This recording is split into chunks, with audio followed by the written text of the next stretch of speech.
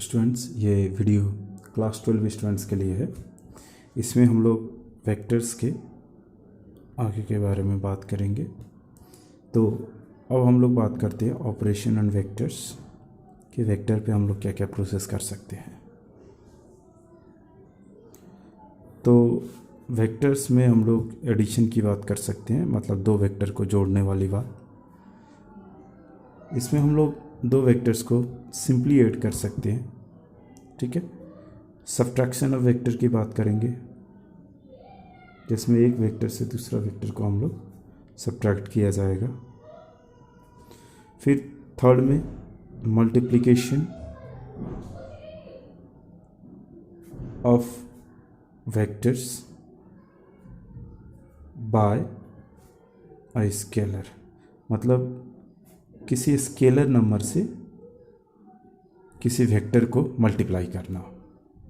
और number 4 product of vectors.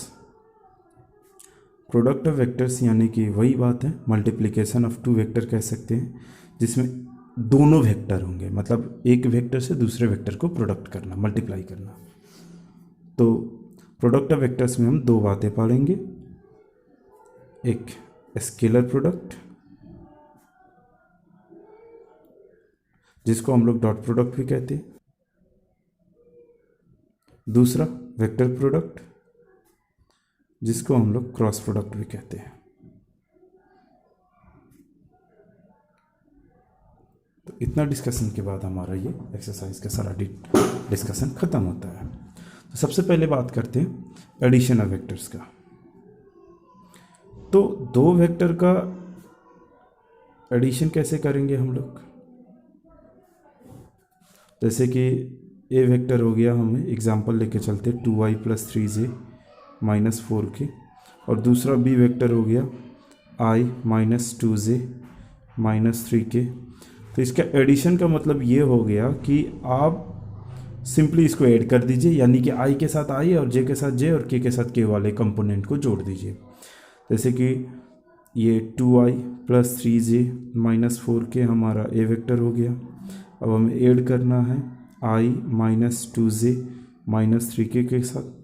तो ये 2i को i के साथ जोड़ेंगे तो ये 3i हो जाएगा।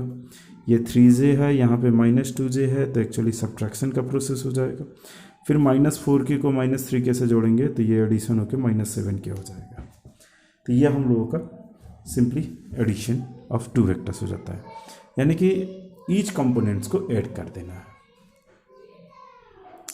अब इसका ज्योमेट्रिकल डायग्राम देखते हैं, मतलब डायग्राम में एडिशन कैसे होता है वो दिखाना पड़े तो। जैसे कि ए वेक्टर ये हो गया, तो ये कहीं से शुरुआत होता है और कहीं पे ख़त्म होता है, ठीक है। और मान लेते हैं दूसरा बी वेक्टर, जो बी पे ही शुरुआत होगा, बी से शुरुआत होके सी पे ख़त्म हो गया, ये हमारा बी वेक्टर हो गया। अब देख सकते हैं ए से लेके बी तक ए वेक्टर जा रहा है और फिर वहीं से बी शुरुआत हुआ है। तो अगर मुझे ए और बी को ऐड करना है तो कहता है कि ये ट्रायंगल आप एक बना दीजिए। जैसे कि ए टू बी, बी टू सी गया, तो आप कहाँ से कहाँ गए? आप गए ए टू सी गए। दिस इज, ये जो ए सी दिखाई दे रहा है, ये ए सी जो होगा, ए सी वेक्टर, यही ए वेक्टर प्लस बी वेक्टर कहा जाएगा डायग्रामेटिकली। यानी कि ए सी जो रिप्रेजेंट करेगा वो sum of A plus B vector का बताएगा, जिसको हम लोग रिजल्टेंट भी कहते हैं। रिजल्टेंट यानी कि सम ऑफ टू वेक्टर्स। अब आगे हम लोग बात करते हैं दूसरा तरीका। अगर ए वेक्टर और बी वेक्टर दोनों एक ही जगह से स्टार्ट हो तो कैसे ऐड करें? ये देख सकते हैं, ए भी उसी जगह से स्टार्टिंग हो रहा है और बी भी उसी जगह से स्टार्टिंग हो रहा है एट अ पॉइंट ए से। तो ऐसा अगर होता है तो हम लोग यहाँ पे क्या करते हैं कि ये जो बी वेक्टर है, जहाँ पे ए ख़त्म होता है वहीं पे बी से बराबर एक वेक्टर ड्रॉ करते हैं। समझिएगा कि जहाँ पे ए ख़त्म होगा, मतलब फर्स्ट कंसेप्ट में ये था कि ए वेक्टर जहाँ पे ख़त्म हो गया वहीं से बी वेक्टर का शुरुआत करना था।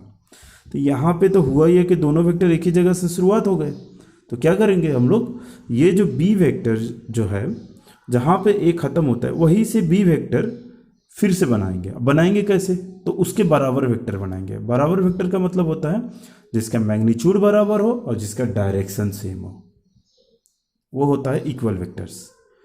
तो मैग्नीट्यूड बराबर और डायरेक्शन सेम का मतलब होता है जितना लेंथ बी का होगा उतना ही लेंथ यहाँ पे बनाना है आपको, और डायरेक्शन सेम का मतलब हो गया इस ए सी वेक्टर यानी कि बी वेक्टर से पैरेलल वेक्टर बनाना है, ये होता है इसका आइडिया। तो यहाँ पे बी पे हम क्या करेंगे, ए सी से एक पैरेलल वेक्टर बनाएंगे। लीजिए हमने ये बना दिया, ये बी वेक्टर बन गया। जितना लंबा ये ए सी होगा उतना ही लंबा ये बी डी मान लेते हैं हम लोग, ठीक है। तो कोई ये भी तो कह सकता है कि सर ऐसा करिए ना, जहाँ पे बी खत्म हुआ है, जहाँ पे बी वेक्टर खत्म होता है वही से ए वेक्टर बना दिया जाए। हाँ, वो भी हो सकता है।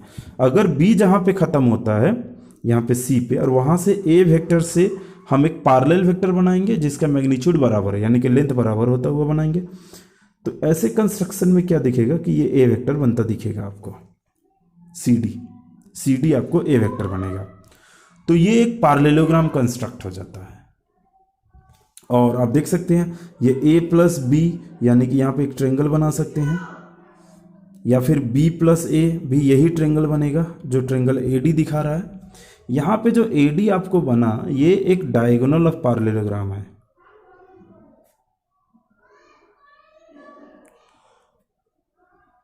ठीक है, तो ये जो पैरेललोग्राम का डायगोनल ए डी जो बना इसी को हम लोग क्या कहेंगे, सम ऑफ ए प्लस बी कहेंगे। यही रिजल्टेंट ऑफ ए और बी वेक्टर का रिजल्टेंट बताएगा। मतलब ए डी का जो मैग्नीट्यूड होगा वो ही ए प्लस बी का मैग्नीट्यूड कहलाएगा, और ए डी का जो डायरेक्शन होगा वही ए और बी का सम का डायरेक्शन माना जाएगा। तो यहाँ पे जो हमने यहाँ पे कंस्ट्रक्ट किया वो ग्राम बना दिया, तो कहता है ये पैरेललोग्राम लॉ हो गया। अरे दो वेक्टर का एडिशन तो करना था तो एक पैरेललोग्राम लॉ, और यहाँ पे जो दो वेक्टर हमने ऐड करने की कोशिश की तो वहाँ पे हमने एक ट्रायंगल कंस्ट्रक्ट कर दिया, तो ये ट्रायंगल लॉ हो गया। तो कुछ इस तरह से ये दो लॉ आते हैं। तो यूँ सिंपली अगर सोचा जाए कि अगर एक वेक्टर ए है, ठीक है, अब दूसरा बी वेक्टर कहीं और जगह पे है, ये रहा सी डी, अब इस ए बी को कैसे जोड़े डायग्राम में। तो दो तरीका है कि आप ऐसा कीजिए, या तो बी वेक्टर से बराबर वेक्टर जहाँ पे ए वेक्टर ख़त्म हुआ वहाँ पे बना दीजिए, जैसे कि ये मैंने कंस्ट्रक्ट कर दिया, ठीक है। बी इसको ई मान लेते हैं। ये जो बी ई वेक्टर मैंने बनाया वो सी डी से बराबर बना दिया, तो इस हिसाब से हम ये ट्रायंगल बना के जो ये ट्रायंगल में जो ए ई दिखाई दे रहा है हमें, ये जो ए ई होगा वही मेरा ए प्लस बी का वैल्यू होगा। तो आप बी वेक्टर जहाँ पे ख़त्म हो रहा है वहाँ पे भी ए वेक्टर बना के कंस्ट्रक्ट करके उससे बराबर वेक्टर कंस्ट्रक्ट करके आप इसका सम निकाल सकते हैं।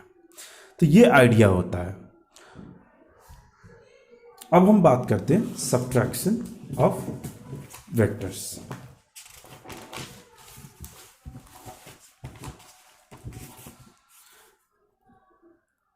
वेक्टर का सब्ट्रैक्शन कैसे होगा, तो जैसे कि आप ए वेक्टर ले लिए और ले लेते हैं कुछ एग्जांपल के तौर पे 2i minus 3j minus 4k, और बी वेक्टर हम ले लेते हैं रैंडमली 3i प्लस 2j और माइनस 3k, ठीक है। तो अब a माइनस बी करते हैं, तो a माइनस बी का मतलब होगा कि a वेक्टर में से b वेक्टर घटाइए। तो ये वेक्टर में से घटाने की जब बात होगा तो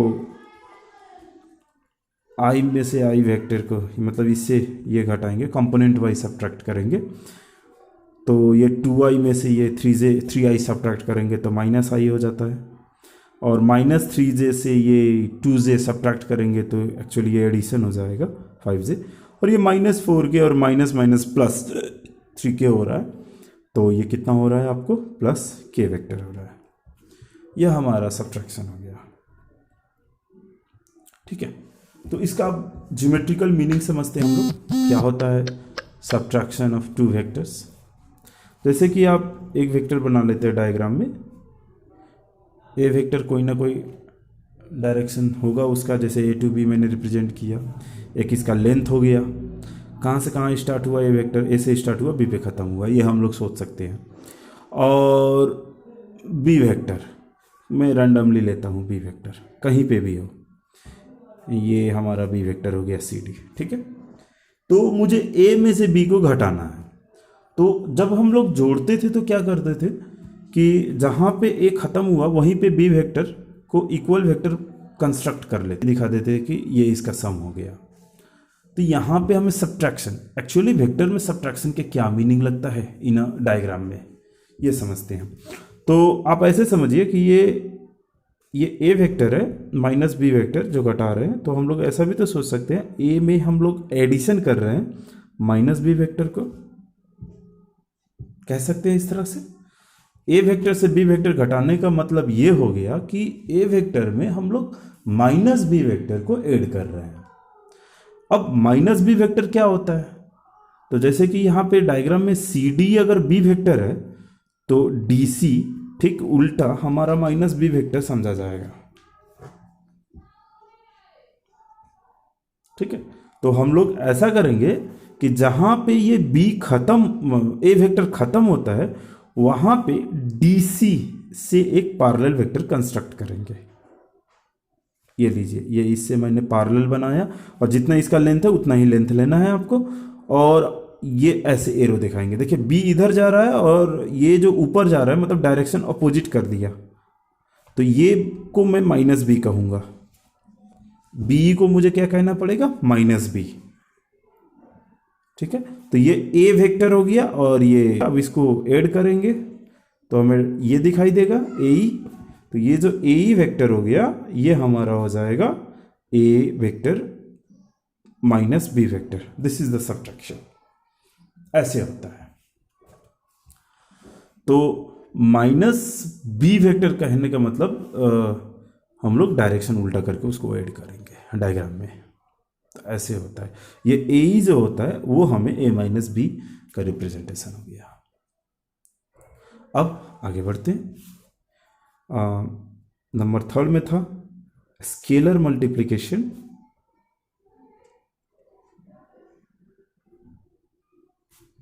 of a vector,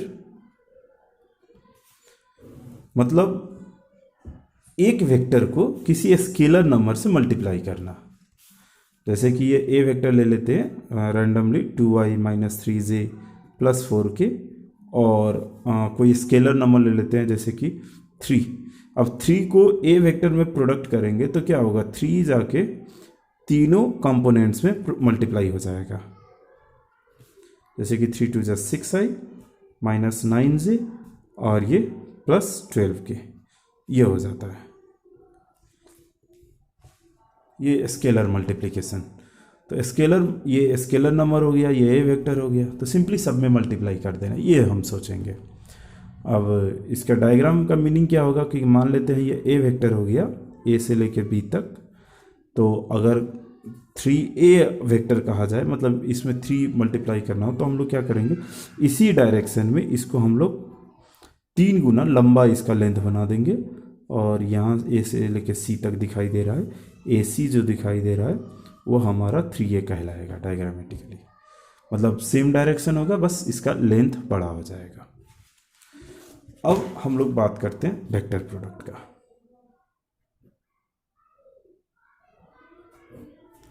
vector product क्या होता है, excuse me, product of two vectors. Product of two vectors में 2 प्रोडक्ट आते हैं, एक स्केलर प्रोडक्ट आते हैं और एक वेक्टर प्रोडक्ट आते हैं। स्केलर प्रोडक्ट को हम लोग डॉट प्रोडक्ट कहेंगे और वेक्टर प्रोडक्ट को हम लोग क्रॉस प्रोडक्ट कहेंगे। तो सबसे पहले हम लोग ये समझे कि actually product of two vectors हम लोग 2 टाइप्स के जो करते हैं वो क्यों करते हैं। ये बातें हम लोग नेक्स्ट वीडियो में बात करेंगे इसके ऊपर, और फिर हम लोग आगे बढ़ेंगे। Thank you.